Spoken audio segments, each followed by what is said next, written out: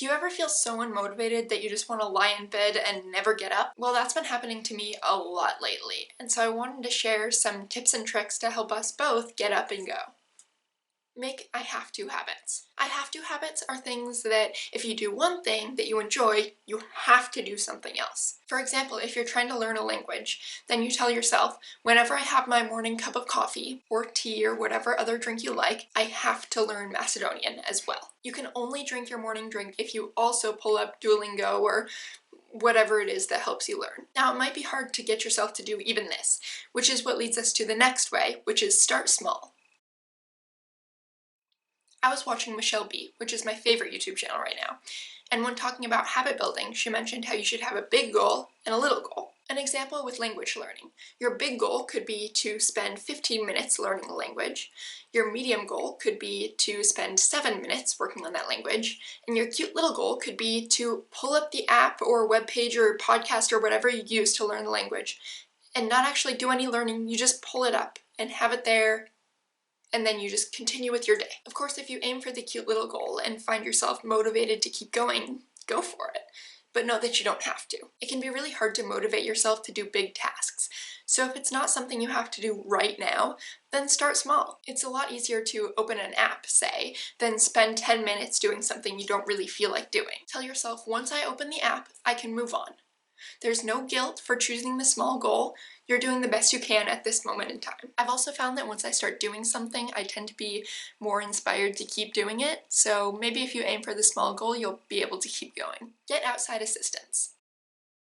Find family members or a friend to sit with you while you work, or to work alongside you. Another way to do that is to set an external goal. Like if you're trying to go out for more runs, then sign up for a race, or tell someone you'll have something done by a certain date. Having something to hold you accountable makes it a lot easier to motivate because you have no choice. Okay, great. So now you have a few strategies to motivate yourself in the future. But what if you haven't set up any of these methods and have to do something right now? Well, I'll give you some suggestions as soon as I ask you to please like, share, comment, subscribe, etc. if you're enjoying this video, because I really want to help people grow and get people inspired, and I would love it if you could help me help you. Now for some right now solutions. Break down a task.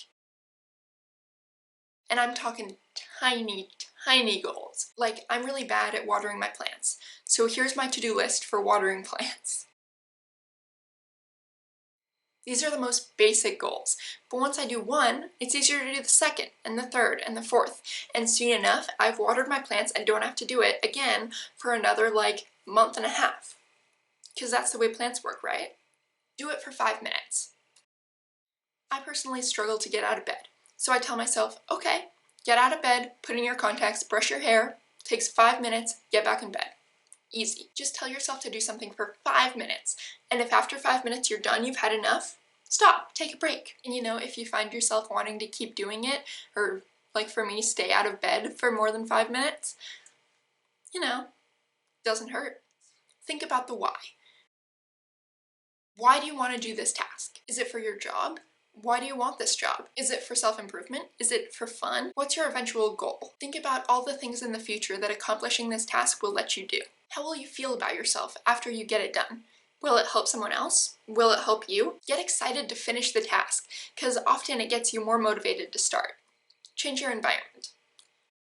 So I live in a dorm room, which means I do not have a lot of space or ways to change my environment, because I also have a dog and can't go to study spaces and that kind of thing for very long. But what I used to do was sit on my bed every time I had to do work. And I would just type stuff up, be on my laptop, on my bed. I would get so tired and sleepy. Recently I told myself, okay, this is not going well.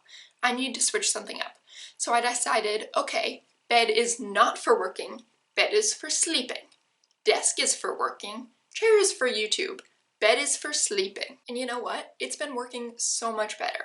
I find that when I'm writing YouTube scripts or trying to do my homework, I'm not as sleepy because I'm not in the place where I sleep. If you have enough spaces, and a space can be as simple as something like a chair in a corner of the room, then set up spaces for each category of stuff that you have to do. For example, a space for work, enjoyment, self-improvement, etc.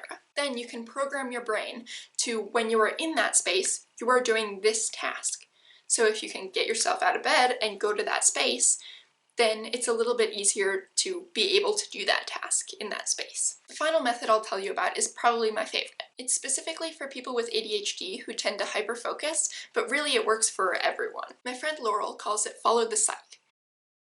Basically, if you feel like doing something, do it. For example, if you wake up in the middle of the night and all of a sudden feel like writing an email that you've been putting off, get up and write the email. Honestly, who knows when you'll have the motivation to do it again?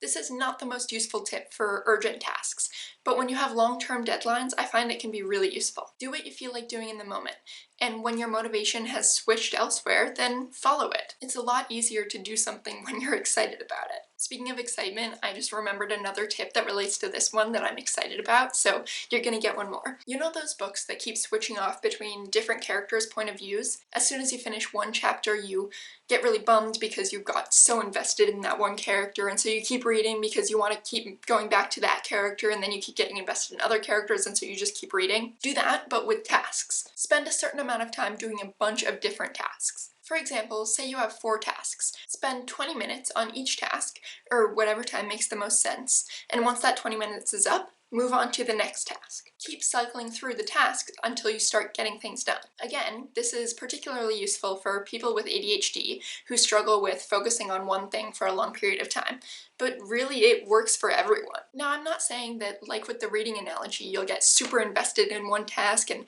be really excited to keep going until it's done, although honestly that does happen to me. But switching things up is a good way to stay motivated because it keeps things fresh and exciting. And if something is fresh and exciting, you kind of want to do it more. Thank you so much for watching, and if you have any other ideas for how to motivate, please put them in the comments below so other people can use them as well.